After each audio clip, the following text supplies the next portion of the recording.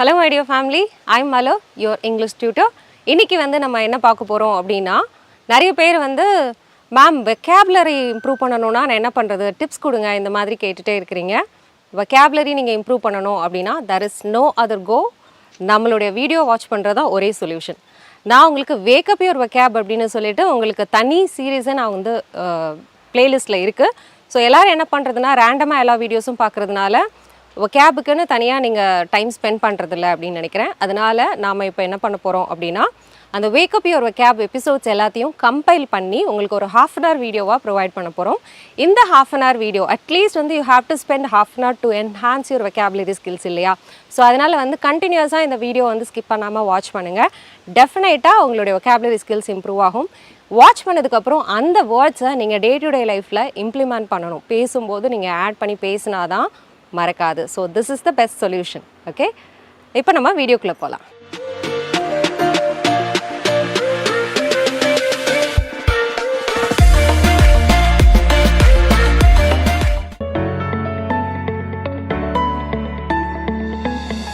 Hello my dear family, I am back with your favorite episode of Wake Up Your Vocab. Lesson போகிறதுக்கு முன்னாடி last குவிஸோட answer பார்த்துடலாம். Last வீடியோவில் நான் உங்களுக்கு போர் நிறுத்த உடன்படிக்கை அப்படின்னு சொல்லுவோம் இல்லையா? ஸோ அதை இங்கிலீஷில் எப்படி சொல்கிறது அப்படின்னு சொல்லி கேட்டிருந்தேன். நிறைய பேர் ரைட் ஆன்சர்ஸ் கொடுத்துருந்தீங்க, நிறைய vocabularies போட்டிருந்தீங்க. பட் இது போர் நிறுத்தம் அப்படின்னு சொல்லுவோம் இல்லையா? அதுக்கான எக்ஸாக்ட் வேர்ட் நம்ம என்ன சொல்லுவோம் அப்படின்னா சீஸ் ஃபயர் அப்படின்னு சொல்லுவோம். சீஸ் ஃபயர் அக்ரிமெண்ட் அப்படின்னு சொல்லலாம். இப்போ சீஸ் ஃபயர் அப்படின்னா போர் நிறுத்தம் அப்படின்னு சொல்லுவோம். இப்போ இது வச்சு ஒரு எக்ஸாம்பிள் சென்டென்ஸ் பார்க்கலாம். Russian defence ministry confirmed that they will hold temporary ceasefire to facilitate the evacuation in major Ukrainian cities. இந்த சென்டென்ஸோட மீனிங் என்ன அப்படின்னா ரஷ்யன் பாதுகாப்பு அமைச்சகம் உக்ரைனியனில் இருக்கிற மேஜர் சிட்டிஸில் இருக்கிற மக்கள் அங்கேருந்து பாதுகாப்பாக வெளியேற வரைக்கும் ஒரு தற்காலிக போர் நிறுத்த உடன்படிக்கைக்கு ஒத்துக்கிட்டாங்க அப்படின்றதான் இந்த சென்டென்ஸோட மீனிங். ஓகே, இப்போ புரிஞ்சிருக்கும்னு நினைக்கிறேன். சீஸ் ஃபயர் அப்படின்றது போர் நிறுத்தம். டெம்பரரி சீஸ் ஃபயர் அப்படின்னு சொல்லும்போது அதை தற்காலிக போர் நிறுத்தம் அப்படின்னு சொல்லுவோம். இப்போ லெசனுக்குள்ளே போகலாம். Number 1 in our list is for a while.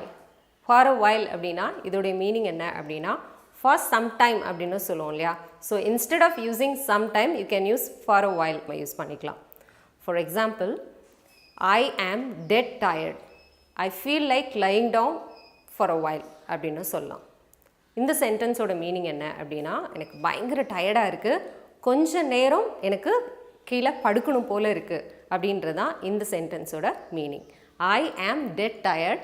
I feel like lying down for a while அப்படின்னு சொல்லலாம். Let's see another example. Will you keep an eye on my daughter for a while? இப்போ நம்ம எங்கேயாவது வெளியில் போகிறோம், சின்ன குழந்தை வச்சுருக்குறோம் அப்படின்னா பக்கத்தில் யாராவது இருக்கிறாங்க, ஃப்ரெண்ட்ஸ் கிட்ட சொல்லும்போது கொஞ்சம் நேரம் என் பொண்ணை பார்த்துக்கிறீங்களா அப்படி சொல்லுவோம் இல்லையா? ஸோ அந்த மாதிரி சொல்கிறதுக்கு will you keep an eye on my daughter for a while அப்படின்னு சொல்லலாம். Number 2 in our list is after a while. after a while அப்படின்னா after some time அப்படின்னு சொல்லுவோம் இல்லையா? அதுக்கு பதிலாக after a while அப்படின்ற இந்த ஃப்ரேஸ் நம்ம யூஸ் பண்ணிக்கலாம். For example, can you pull over the car here? We will get started after a while அப்படின்னு சொல்லலாம். இப்போ பயங்கர ஹாட்டாக இருக்குது அப்படின்னு சொல்லிவிட்டு நம்ம கொஞ்சம் காரை ஓரமாக நிறுத்துறீங்களா, கொஞ்சம் நேரம் கழித்து நம்ம கிளம்பிக்கலாம். ஏதாவது ஷேட் இருக்கிற இடத்துல நம்ம ஸ்டாப் பண்ணிவிட்டு கொஞ்சம் நேரம் கழித்து நம்ம கிளம்பிக்கலாம் அப்படின்னு சொல்லுவோம் இல்லையா? ஸோ அந்த மாதிரி சொல்கிறதுக்கு can you pull over the car here? We will get started after a while அப்படின்னு சொல்லலாம். Okay, and one more example, after a while I realized what he meant. இந்த சென்டென்ஸோட மீனிங் என்ன அப்படின்னா கொஞ்சம் நேரம் கழித்து தான் நான் ரியலைஸ் பண்ணேன் என்ன சொல்ல வந்தான் அப்படின்றது கொஞ்சம் நேரம் கழித்து தான் எனக்கு புரிஞ்சுது அப்படின்றதான் இந்த சென்டென்ஸோட meaning. Okay, number 3 in our list is in a short while. in a short while அப்படின்னா சிறிது நேரத்தில், in a short duration அப்படின்றதான் இதோடைய மீனிங். கொஞ்சம் நேரத்தில் அப்படின்றதுக்கு in a short while use பண்ணலாம். For example, in a short while the train began to move forward. இதோடைய மீனிங் என்ன அப்படின்னா கொஞ்ச நேரத்தில் ட்ரெயின் நகர ஆரம்பிச்சிருச்சு அப்படின்றதான் இந்த சென்டென்ஸோட meaning. Okay, the last and final one is a little while ago. a little while ago இதோடைய மீனிங் என்ன அப்படின்னா at some point in the past அதாவது பாஸ்ட்டில் நடந்தது பற்றி ஏதாவது சொல்லும்போது நம்ம கொஞ்ச நேரத்துக்கு முன்னாடி பாஸ்ட்டில் நடந்த ஈவெண்ட்டோ இன்சிடெண்ட்டோ சொல்லும்போது கொஞ்ச நேரத்துக்கு முன்னாடி அப்படின்றதுக்கும் நம்ம யூஸ் பண்ணலாம். ஜஸ்ட் பிஃபோர் கொஞ்ச நேரத்துக்கு முன்னாடின்னு சொல்லுவோம் இல்லையா, அதுக்கும் நம்ம வந்து a little while ago use பண்ணலாம் instead of using just before. For example, I saw your ad on television a little while ago. நான் இப்போ தான் டெலிவிஷனில் உங்களுடைய ஆட் பார்த்தேன் அப்படின்றதான் இதோடைய meaning. I saw your ad on television a little while ago. Okay, so let's see one more example sentence. He came home a little while ago. அவன் அப்போ தான் வீட்டுக்கு வந்தான் அப்படின்றதான் இந்த சென்டென்ஸோட meaning. He came home a little while ago. Okay, so that's it with the lesson today. Now it's time for your quiz. இன்னைக்கு உங்களுக்கான quiz question என்ன அப்படின்னா, இந்த 2 weeks once அப்படின்னு சொல்லுவோம் இல்லையா, 2 வாரங்களுக்கு ஒரு முறை. ஃபார் எக்ஸாம்பிளுக்கு இந்த மேகசின் வந்து மந்த்லியா blank என்ன கேட்போம். இது வந்து 2 வாரத்துக்கு ஒரு தடவை வரும் அப்படின்னா அது என்னன்னு சொல்லுவோம் அப்படின்றத காமெண்ட்டில் லீவ் பண்ணுங்கள். I will go and check it. Hello my dear family, I am back with your favorite episode of Wake Up Your Vocab. இன்னைக்கு நம்ம Wake Up Your Vocabல make அப்படின்ற verb யூஸ் பண்ணி ஒரு 6 collocations பார்க்க போகிறோம். If you are ready, let's get started. Lesson போகிறதுக்கு முன்னாடி last குவிஸோட ஆன்சர் பார்த்துடலாம். லாஸ்ட் குவிஸில் 2 weeks once அப்படின்னா அதை இங்கிலீஷில் நம்ம எப்படி சொல்கிறது அப்படின்னு சொல்லி கேட்டிருந்தேன். நம்ம மேகசின்ஸ் எல்லாம் வந்து நம்ம சொல்லும்போது வீக்லிஸ், இது மந்த்லிஸோ அந்த மாதிரி சொல்லுவோம். இதே மாதிரி 2 weeks once வர மேகசினை வந்து நம்ம என்னென்னு சொல்லுவோம் அப்படின்னு சொல்லி கேட்டிருந்தேன். The answer is fortnightly.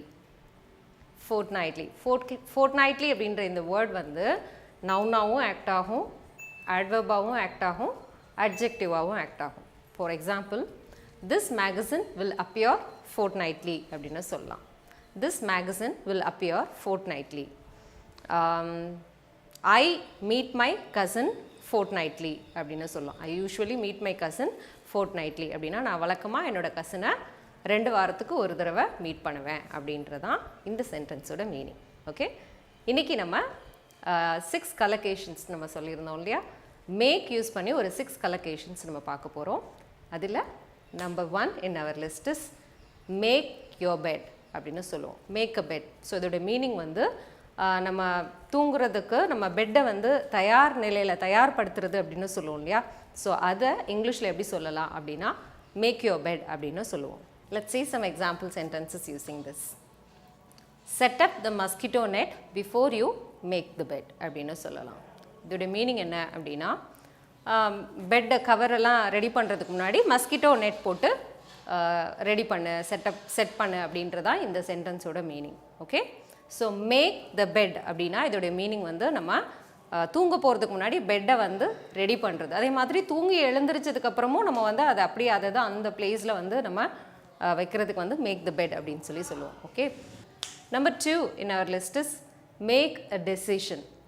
Make a decision அப்படின்னா ஒரு முடிவு எடுக்கிறது அப்படின்னு சொல்லி சொல்லுவோம் இல்லையா. ஸோ அந்த மாதிரி நம்ம சொல்கிறதுக்கு மேக் அ டெசிஷன் அப்படின்னு சொல்லலாம். மேக் அ டெசிஷன் குவிக்லி, சீக்கிரமாக ஒரு முடிவெடு அப்படின்னு சொல்கிறது, சீக்கிரமாக ஒரு நல்ல முடிவெடு அந்த மாதிரிலாம் சொல்கிறதுக்கு மேக் அ டெசிஷன் அப்படின்னு சொல்லலாம். For example, I have finally made a decision to go to Delhi. ஃபைனலாக நான் டெல்லி போகலான்னு முடிவெடுத்திருக்கேன் அப்படின்றதான் இந்த சென்டென்ஸோட meaning. I have finally made a decision to go to Delhi அப்படின்னு சொல்லலாம்.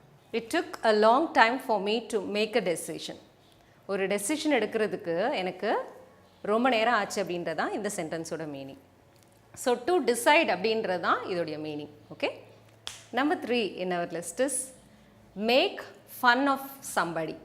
யாராவது ஒரு பர்சனை பார்த்து நம்ம கேலி செய்கிறது, கிண்டல் செய்கிறது அப்படின்னு சொல்லுவோம் இல்லையா. ஸோ அதுக்கு மேக் ஃபன் யூஸ் பண்ணுவோம். Make fun of somebody. For example, you are always making fun of me. எப்போ பார்த்தாலும் உனக்கு என்னை பார்த்தா கிண்டல் தான் அடிக்கிற அப்படின்றது தான் இந்த சென்டென்ஸோட meaning. So you are always making fun of me. எப்போ பார்த்தாலும் நீ என்ன கிண்டல் அடிச்சுட்டே இருக்கிற அப்படின்னு சொல்கிறது. Okay, let's see one more example sentence. Never make fun of people who speak broken English. broken English பேசுகிறவங்கள பார்த்து எப்போவுமே கேலி செய்யாதீங்க அப்படின்னு சொல்கிறது. யாராவது இங்கிலீஷில் பேசுனாங்க, தப்பாக பேசினாலும் அவங்கள என்கரேஜ் பண்ணுங்கள், இந்த மாதிரி கேலி பண்ணாதீங்க அப்படின்னு சொல்கிறதுக்கு never make fun of people who speak broken English அப்படின்னு சொல்லலாம். Number 4 in our list is make a mistake. Make a mistake, you made a mistake அப்படின்னா நீ ஒரு தப்பு பண்ணிட்ட அப்படின்னு சொல்கிறது. ஸோ நான் ஒரு தப்பு பண்ணிட்டேன் அந்த மாதிரி நம்ம சொல்லுவோம் இல்லையா, அப்படி சொல்கிறதுக்கு இங்கிலீஷில் மேக் அப்படின்ற வேர்போட சேர்த்து சொல்லணும். Make a mistake. இதை வந்து பாஸ்டில் சொல்லும்போது I made a terrible mistake அந்த மாதிரி சொல்லலாம். நான் ஒரு பெரிய தப்பு பண்ணிட்டேன், I made a blunder. Instead of அதுக்கு பதிலாக நம்ம பிளண்டர்னு சொல்லலாம். ஸோ அது வந்து நம்ம மிஸ்டேக் யூஸ் பண்ணி சொல்லும்போது I made a terrible mistake அப்படின்னு சொல்லலாம். நான் ஒரு பெரிய தப்பு பண்ணிட்டேன். Again and again you are making the same mistake. If you say like this means இதோட மீனிங் என்ன அப்படின்னா, திரும்ப திரும்ப நீ ஒரே தவறை தான் செஞ்சிட்ருக்கிற அப்படின்னு சொல்கிறதுக்கு இதை யூஸ் பண்ணிக்கலாம். Again and again you are making the same mistake. Okay. Number 5 in our list is make a mess of something. Make a mess of something. It is quite similar to make a mistake மாதிரி தான். So if you make a mess of something அப்படின்னா you do something very badly அப்படின்றதுக்கு make a mess of அப்படின்னு சொல்லலாம். For example, there are people who are walking encyclopedias but they make a mess of their lives. இந்த சென்டென்ஸோட meaning என்ன அப்படின்னா, நிறைய பேர் பார்த்தீங்கன்னா வாழ்க்கையில் வாக்கிங் என்சைக்ளோபீடியா, நடமாடும் என்சைக்ளோபீடியாவாக இருப்பாங்க. ஆனால் அவங்களோட லைஃப் அப்படின்னு சொல்லி பார்த்தீங்க அப்படின்னா அதில் நல்லா சொதப்பி வச்சுருப்பாங்க. ரியல் லைஃப்பை வந்து சொதப்பி வச்சுருப்பாங்க அப்படின்றதான் இந்த சென்டென்ஸோட meaning. I feel I have made a mess of my life அப்படின்னா, நான் என்னோடய வாழ்க்கையை கொஞ்சம் என்னோடய மேரேஜ் லைஃப்பை நான் வந்து சொதப்பிட்டேன்னு நினைக்கிறேன். Mess of my marriage, mess of my life, I have made a real mess. So இந்த மாதிரிலாம் சொன்னோம் அப்படின்னா இதோட மீனிங் வந்து I have made a mistake. Again வந்து I have done something very badly அப்படின்றதுக்கு நம்ம இதை யூஸ் பண்ணிக்கலாம். Okay. The last and final one is make a complaint. Make a complaint, புகார் கொடுத்தல் அப்படின்னு சொல்லுவோம் இல்லையா. ஸோ அதை இங்கிலீஷில் எப்படி சொல்லலாம் அப்படின்னா மேக் அ கம்ப்ளைண்ட் அப்படின்னு சொல்லலாம். For example, I would like to make a complaint against the poor service. நம்ம ஏதாவது ரெஸ்டாரண்ட் போயிருக்கோம் அப்படின்னா அங்கே வந்து சர்வீஸ் சரியாக இல்லை, ஏதாவது ஹோட்டலில் சர்வீஸ் சரியாக இல்லை அப்படின்னா நான் இதை பற்றி நான் கம்ப்ளைண்ட் கொடுக்கணும் நான் விரும்புகிறேன் அப்படின்னு சொல்கிறதுக்கு I would like to make a complaint against what அப்படின்றத சொல்லணும். Okay. I would like to make a complaint against him. நான் அவர் மேலே ஒரு கம்ப்ளைண்ட் கொடுக்கணும்னு விரும்புகிறேன் நினைக்கிறேன். ஸோ இந்த மாதிரி சொல்லும்போது நம்ம I would like to make a complaint use பண்ணிக்கணும். Okay. Now it's time for Malar's tip. இன்னைக்கு என்னோட டிப் என்ன அப்படின்னா, இந்த கம்ப்ளைண்ட் அப்படின்ற வேர்ட் பார்த்தோம் இல்லையா. ஸோ இதை வந்து நம்ம வந்து நவுனாக யூஸ் பண்ணுவோம். அதோட நவுனாக யூஸ் பண்ணும்போது அதோட ஸ்பெல்லிங் வந்து COMPLAINT யூஸ் பண்ணணும். டி இல்லாமல் நம்ம யூஸ் பண்ணோம் அப்படின்னா அது வந்து வேர்பாக ஆக்ட் ஆகும். யூ ஆர் ஆல்வேஸ் கம்ப்ளைனிங் அப்படின்னா எப்போ பார்த்தாலும் ஒருத்தரை குறை சொல்லிகிட்டே இருப்பாங்க இல்லையா. ஸோ அந்த மாதிரி பர்சனை சொல்லும்போது யூ ஆர் ஆல்வேஸ் கம்ப்ளைனிங் அப்படின்னு சொல்லுவோம். நீ எப்போ பார்த்தாலும் யாரையாவது குறை சொல்லிகிட்டே இருக்கிற அப்படின்னு சொல்கிறது. ஸோ இதுதான் இதோடைய மீனிங். கம்ப்ளைண்ட் அப்படின்றது வந்து நவுனாக ஆக்ட் ஆகும். இப்போ மேக் அ கம்ப்ளைண்ட் மாதிரி வேறு நம்ம என்ன சொல்லலாம் அப்படின்னா லாட்ஜ் அ கம்ப்ளைண்ட் அப்படின்னு சொல்லலாம். இன்னும் வேறு அதர் அலோகேஷன் அப்படின்னு நம்ம எடுத்துட்டோம் அப்படின்னா லாட்ஜ் அ கம்ப்ளைண்ட்னு சொல்லலாம். ஃபைல் அ கம்ப்ளைண்ட் அப்படின்னு சொல்லலாம். Okay. Now it's time for your quiz. இன்றைக்கி உங்களுக்கான குவிஸ் கொஸ்டின் என்ன அப்படின்னா, எந்த ஒரு விஷயத்துலையும் கொஞ்சம் எக்ஸ்பீரியன்ஸ் இல்லாதவங்கள நம்ம என்ன சொல்லுவோம் தமிழில் அப்படின்னா கத்துக்குட்டி அப்படின்னு சொல்லுவோம். நீ வந்து ஒரு சரியான கத்துக்குட்டி அப்படின்னு சொல்லுவோம். அந்த கத்துக்குட்டி அப்படின்றதுக்கு இங்கிலீஷில் என்ன சொல்கிறது அப்படின்றத காமெண்ட்டில் லீவ் பண்ணுங்கள். I will go and check it. Hello my dear family, welcome back to your favourite episode of wake up your vocab. இன்றைக்கி நம்ம வேக்கப் யுவர் வெக்காப்பில் other ways to say totally அப்படின்னு சொல்லுவோம் இல்லையா. இப்போ டோட்டலி அப்படின்னா ஆன் த ஹோல், ஸோ இந்த மாதிரி நம்ம சொல்லுவோம். Entirely, totally. ஸோ இது ரிலேட்டடான வேர்ட்ஸ் தான் நம்ம இன்றைக்கி பார்க்க போகிறோம். Okay. If you are ready, let's get started. Lesson போகிறதுக்கு முன்னாடி லாஸ்ட் குவிஸோட ஆன்சர் பார்த்துடலாம். லாஸ்ட் குவிஸில் இந்த கத்துக்குட்டி அப்படின்னு சொல்லுவோம் இல்லையா, அறகுறையாக தெரிஞ்சுக்கிட்டவங்கள கத்துக்குட்டி, இன்எக்ஸ்பீரியன்ஸ்டு பர்சன் அப்படின்னு சொல்லுவோம். அதை இங்கிலீஷ் எப்படி சொல்கிறது அப்படின்னு சொல்லி கேட்டிருந்தேன். The right answer is nervous. Nervous. நிறைய பேர் ரைட் ஆன்சர்ஸ் கொடுத்துருந்தீங்க. Very good, thank you so much. இப்போ நம்ம லெசனுக்குள்ளே போகலாம். Number 1 in our list is absolutely. அப்சல்யூட்லின்றது எல்லாருக்குமே தெரியும். கம்ப்ளீட்லி அப்படின்றது தான் இதோடைய meaning. I absolutely love it அப்படின்னா எனக்கு ரொம்ப பிடிச்சிருக்கு அப்படின்றது தான் இதோடைய மீனிங். உனக்கு பிடிச்சிருக்கா, do you love it, do you like it? So இந்த மாதிரி யாராவது கேட்குறாங்க அப்படின்னா ஐ அப்சல்யூட்லி லவ் இட் அப்படின்னு சொல்லலாம். So let's see one more example sentence. His fans have gone absolutely crazy over his latest song அல்லது latest album அப்படின்னு எடுத்துக்கலாம். இதோடைய மீனிங் என்ன அப்படின்னா, அவருடைய லேட்டஸ்ட்டாக போட்ட அந்த சாங் மேலே அவருடைய ஃபேன்ஸ் வந்து அடிமையாயிட்டாங்க, பித்து பிடிச்சு அப்படின்னு சொல்லுவோம் இல்லையா. அந்த கிரேசி அப்படின்னா அதோடைய மீனிங் வந்து அப்படி தான் இருக்கும். கிரேசி மீன்ஸ் அடிமை ஆயிட்டாங்க, அடிக்ஷன் ஆயிட்டாங்க. ஸோ அந்த மாதிரி சொல்கிறது. Okay. Number 2 in our list is quiet. Quiet means completely அப்படின்னு சொல்கிறது. ஃபார் எக்ஸாம்பிளுக்கு, how is your new house? உன்னுடைய புது வீடு எப்படி இருக்குது அப்படின்னா இட்ஸ் குவைட் குட் அப்படின்னு சொல்லலாம். It's quite good. how is the new restaurant? அந்த ரெஸ்டாரண்ட் எப்படி இருக்குது அப்படின்னா it's quite good. how is he? அவருடைய ஹெல்த் எப்படி இருக்குது அப்படி இந்த மாதிரிலாம் கேட்கும்போது he is quite all right. That means completely all right, completely fine, completely good அப்படின்னு சொல்கிறதுக்கு பதிலாக இந்த quite அப்படின்ற வேர்டை நம்ம யூஸ் பண்ணிக்கலாம். Okay. Number 3 in our list is entirely. entirely அப்படின்றதும் ரொம்ப காமனான ஒரு வேர்டை எல்லாருக்கும் தெரிஞ்சது தான். இப்போ இதோட எக்ஸாம்பிள் சென்டென்ஸ் பார்க்கலாம். this is not entirely true.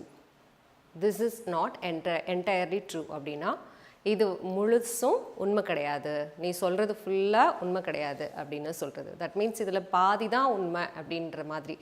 This experience is entirely new to me அப்படின்னு சொல்கிறது. இந்த எக்ஸ்பீரியன்ஸ் வந்து எனக்கு முற்றிலுமாக ரொம்ப புதுசு அப்படின்றதான் இந்த சென்டென்ஸோட meaning. This experience is entirely new to me அப்படின்னு சொல்லலாம். Number 4 in our list is in toto. in toto. that means totally or completely or entirely அப்படின்றதான் இதோடைய மீனிங். இன்ஸ்டெட் ஆஃப் டோட்டலி அப்படின்னு சொல்கிறதுக்கு பதிலாக in toto அப்படின்னு சொல்லிக்கலாம். For example, the proposal was accepted in toto அப்படின்னா இதோடைய மீனிங் வந்து அந்த கோரிக்கை முற்றிலுமாக ஏற்றுக்கொள்ளப்பட்டது அப்படின்னு சொல்லலாம். his proposal or this proposal was accepted in toto அப்படின்னா இந்த கோரிக்கை முற்றிலுமாக ஏற்றுக்கொள்ளப்பட்டது அப்படின்னு சொல்லலாம். Let's see one more example sentence. We rejected his demands in toto. We rejected his demands in toto. அவருடைய டிமாண்ட்ஸை நாங்கள் முழுவதுமாக இக்னோர் பண்ணிட்டோம், ரிஜெக்ட் பண்ணிட்டோம் அப்படின்றதான் இந்த சென்டென்ஸோட meaning. Okay. Number 5 in our list is thoroughly. thoroughly அப்படின்னாலும் முழுவதுமாக அப்படின்ற மீனிங் வரும். இதுக்கு இன்னொரு மீனிங் வந்து கேர்ஃபுல்லி அப்படின்ற மீனிங்கும் இருக்குது. ஃபார் எக்ஸாம்பிளுக்கு, how was your birthday party yesterday அந்த மாதிரி கேட்குறாங்க அப்படின்னா I absolutely loved it. I thoroughly enjoyed it. So அந்த மாதிரி சொல்லணும். how was the movie? I thoroughly enjoyed.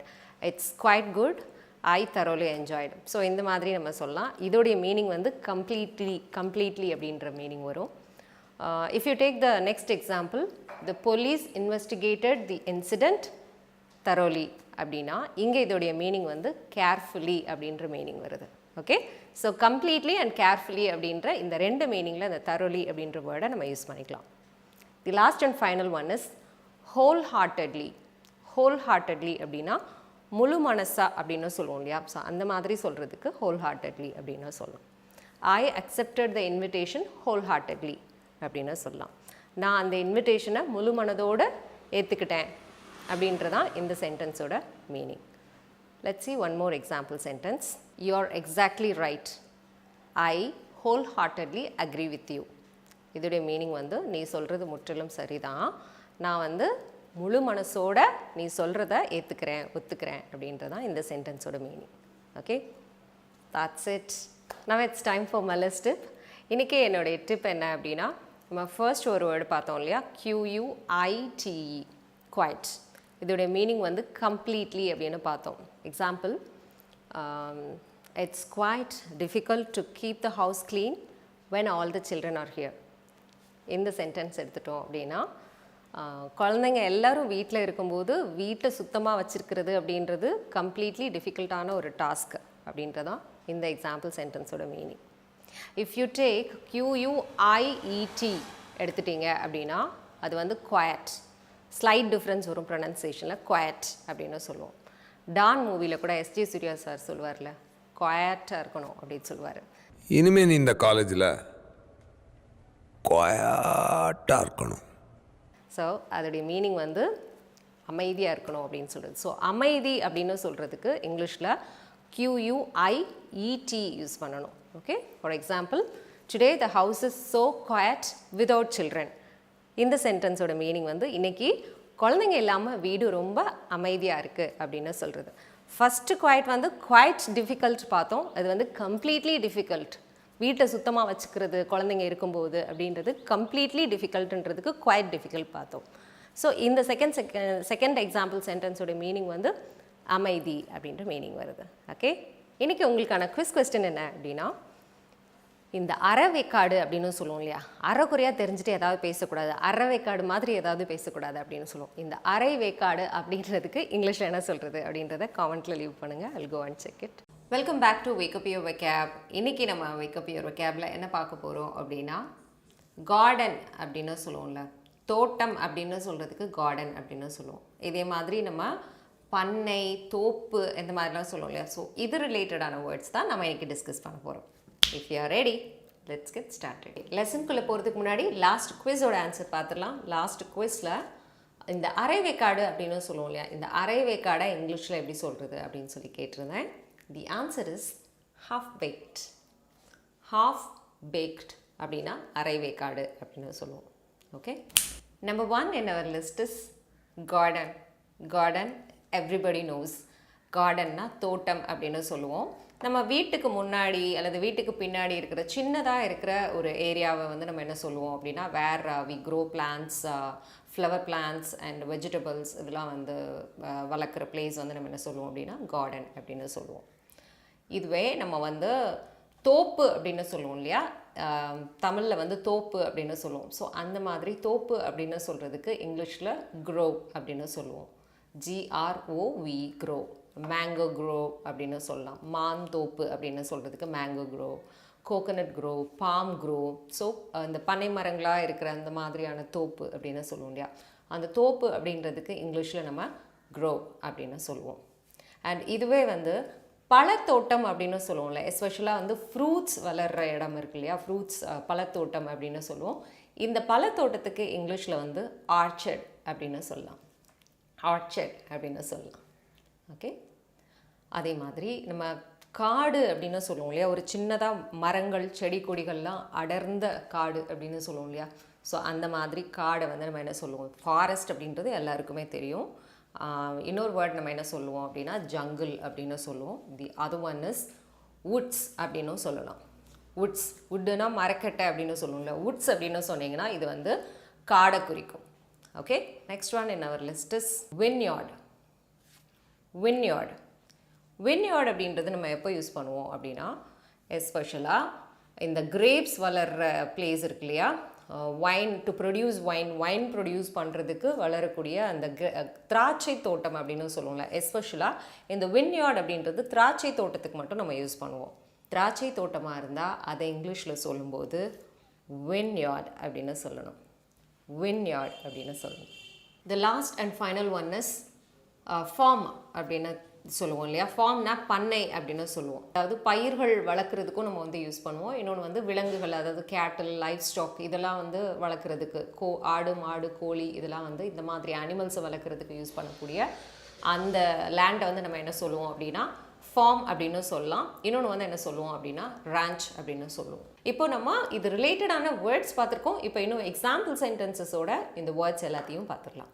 So number 1 in our list is garden. For example, I try to keep my garden neat and tidy அப்படின்னு சொல்லலாம். இதோட meaning வந்து நான் என்னுடைய தோட்டத்தை எப்போவுமே வந்து நீட்டாக க்ளீனாக வச்சுக்கிறதுக்கு ட்ரை பண்ணுவேன் அப்படின்றதான் இதோடைய மீனிங். பீட்டர் வாட்டர்ஸ் தி கார்டன் எவ்ரி மார்னிங் அப்படின்னு சொல்லலாம்.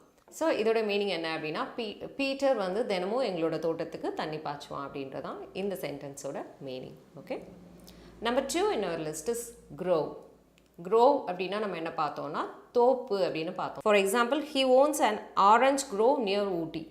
he owns an orange grove near ஊட்டி. இதோட மீனிங் என்ன அப்படின்னா, ஊட்டி பக்கத்தில் அவருக்கு சொந்தமாக ஒரு ஆரஞ்சு தோட்டம் இருக்குது அப்படின்றதான் இதோடைய meaning. Let's see one more example sentence. Flora and I were walking through the mango grove அப்படின்னு எடுத்துக்கலாம். இப்போ இதோடைய மீனிங் வந்து ஃப்ளோராவும் நானும் மாந்தோப்பு வழியாக நடந்து போனோம் அப்படின்றதான் இந்த சென்டென்ஸோட meaning. Number 3 is orchard. For example, there is an apple orchard behind the house. there is an apple orchard behind the house அப்படின்னா எங்கள் வீட்டுக்கு பின்னாடி ஒரு ஆப்பிள் தோட்டம் இருக்குது அப்படின்றது. அந்த ஃப்ரூட் தோட்டம் மட்டும் நம்ம சொல்லும்போது இங்கிலீஷில் ஆர்ச்சர்ட் அப்படின்னு சொல்லிக்கலாம். We fenced in the orchard to keep the sheep out. We fenced in the orchard to keep the sheep out. So இந்த ஆடு மாடு இதெல்லாம் வராமல் இருக்கிறதுக்கு நாங்கள் தோட்டத்தை சுற்றி நாங்கள் வேலி போட்டிருக்கோம் அப்படின்றதான் இந்த சென்டென்ஸோட meaning. Number 4 in our list is woods. For example, he lost his way in the woods. அப்படின்னா காட்டில் அவனுக்கு பாதை தெரியல அப்படின்னு சொல்லுவோம் இல்லையா. ஸோ அந்த மாதிரி சொல்கிறதுக்கு இது யூஸ் பண்ணிக்கலாம். The police searched the woods for the missing boy. The police searched the woods for the missing boy. காவலர்கள் அந்த தொலைஞ்சு போன அந்த பையனை அந்த காடு வழியாக அவங்க தேடினாங்க அப்படின்றதான் இந்த சென்டென்ஸோட meaning. So next one in our list is vineyard. For example, the grapes are picked from the local vineyard and brought home. லோக்கலில் இருக்கிற அந்த திராட்சை தோட்டத்தில் கிரேப்ஸ் பறிக்கப்பட்டு வீட்டுக்கு கொண்டு வரப்பட்டது அப்படின்றதான் இந்த சென்டென்ஸோட meaning. The last and final one is farm. நம்ம இன்னொரு வேர்டு நம்ம என்ன பார்த்தோம் அப்படின்னா ranch அப்படின்ற வேர்டும் யூஸ் பண்ணிக்கலாம் அப்படின்னு சொல்லி பார்த்தோம். Example, this farm grows corn. This farm grows corn அப்படின்னா இந்த பண்ணையில் சோளம் வளர்க்குறாங்க, மக்காச்சோளம் வளர்க்குறாங்க அப்படின்றதான் இந்த சென்டென்ஸோட meaning. She grew up on a dairy farm. She grew up on a dairy farm. அவள் ஒரு பால் பண்ணையில் வளர்ந்தா அப்படின்றதான் இந்த சென்டென்ஸோட meaning. So that's it with the lesson today.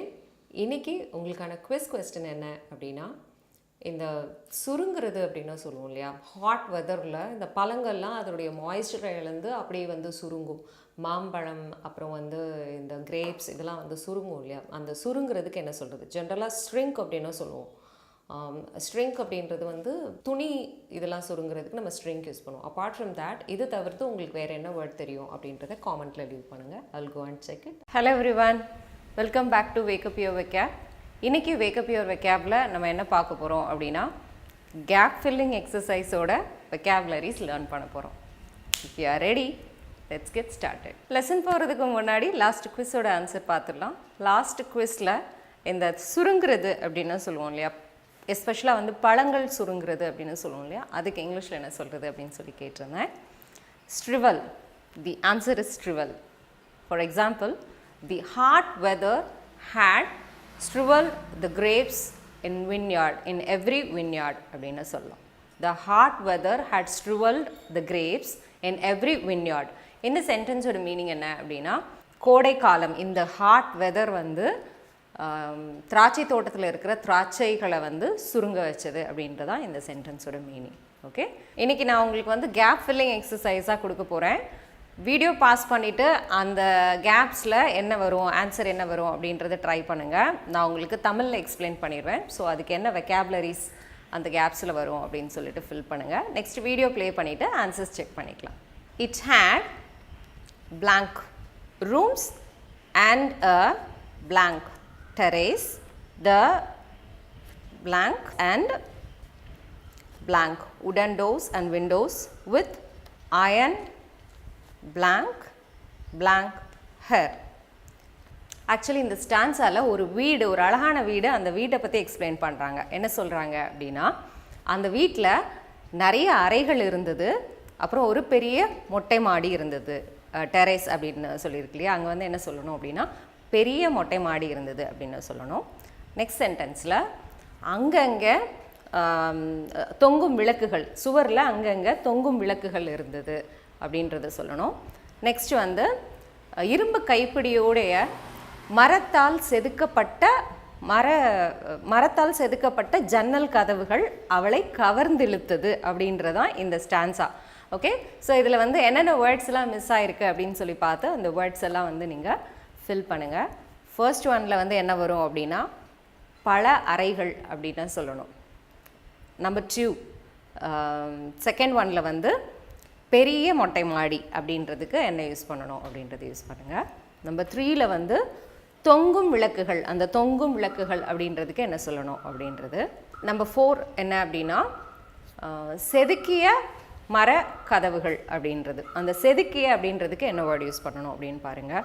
Okay, number 5 இரும்பு கைப்பிடிகள். ஸோ அந்த கைப்பிடிகள் அப்படின்றதுக்கு நம்பர் 5ல் என்ன ஆன்சர் வரும் அப்படின்னு போடுங்க.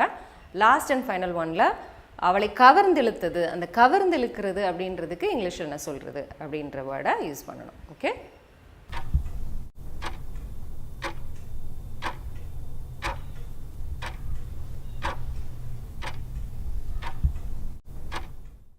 இப்போ ஆன்சர்ஸ் செக் பண்ணலாமா? It had several rooms and a huge terrace. Several rooms அப்படின்னா பல அறைகள், many rooms அப்படின்னு சொல்லலாம். Instead of many you can use several here.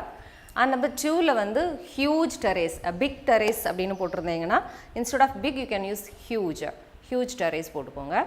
Next வந்து hanging lamps on the wall அப்படின்னு சொல்கிறோம். hanging lamps on the walls. அப்புறம் வந்து carved wooden doors and windows. carved செதுக்கி அப்படின்னு சொல்லுவோம் இல்லையா, ஸோ அதுக்கு வந்து carved wooden doors and windows அப்படின்னு சொல்லணும். with iron handles fascinated her. அவளை வந்து கவர்ந்து இழுக்கிறதுக்கு நம்ம வந்து என்ன சொல்லுவோம் அப்படின்னா fascinate அப்படின்னு சொல்லுவோம். fascinated her யூஸ் பண்ணிக்கலாம். So these are the answers. Okay, card அப்படின்னா நம்ம என்ன சொல்லுவோம் அப்படின்னா கார்ட்னா செதுக்கிறது அப்படின்னு சொல்லுவோம். இந்த வெஜிடபிள் கார்விங், ஃப்ரூட் கார்விங்லாம் நீங்கள் கேள்விப்பட்டிருப்பீங்க. For example he card his name on the tree அப்படின்னா இதோடைய மீனிங் வந்து என்ன அப்படின்னா அவன் தன்னுடைய பேரை அந்த மரத்தில் செதுக்கினான் அப்படின்றதான் இந்த சென்டென்ஸோட மீனிங். ஓகே, அதே மாதிரி ஹேங் அப்படின்னா தொங்க விடுறது அப்படின்னு சொல்லுவோம். A calendar is hanging on the wall அப்படின்னா சுவரில் ஒரு கேலண்டர் தொங்கிட்டு இருக்கு அப்படின்னு சொல்கிறது. ஓகே, இப்போ நெக்ஸ்ட் கேப் ஃபில்லிங் எக்ஸசைஸ் பார்க்கலாம். த blank was carried in the temple blank in a blank every year in the month of April. So இதுதான் வந்து செகண்ட் கேப் ஃபில்லிங் எக்ஸசைஸ். இந்த சென்டென்ஸோட மீனிங் என்ன அப்படின்னா ஒவ்வொரு வருஷமும், அதாவது ஏப்ரல் மாதம் ஒவ்வொரு வருஷமும் இந்த விக்கிரகம் வந்து என்ன சொல்லுவாங்க, கோவில் ரதத்தில் ஊர்வலமாக கொண்டு செல்லப்படுகிறது அப்படின்றதான் இந்த சென்டென்ஸோட மீனிங். ஓகே, இந்த கேப் ஃபில்லிங் எக்ஸசைஸில் ஃபர்ஸ்ட் பிளாங்க்ல என்ன போடணும் அப்படின்னா விக்கிரகம் அப்படின்றதுக்கு அந்த சிலை கோவிலுடைய அந்த கடவுளுடைய விக்கிரகம் அப்படின்னு சொல்லுவோம் இல்லையா, அந்த விக்கிரகத்துக்கு என்ன போடுறது அப்படின்றது போடணும். நம்பர் 2 வந்து ரதம், தேர் அப்படின்னு சொல்லுவோம் இல்லையா, கோவில் ரதம், அந்த ரதத்துக்கு இங்கிலீஷில் என்ன சொல்கிறது அப்படின்றதான் ஆன்சர். நம்பர் 3 இஸ் ஊர்வலம் அப்படின்னு சொல்லுவோம் இல்லையா, அந்த ஊர்வலத்துக்கு என்ன சொல்கிறது அப்படின்றத ஆன்சர் பண்ணு.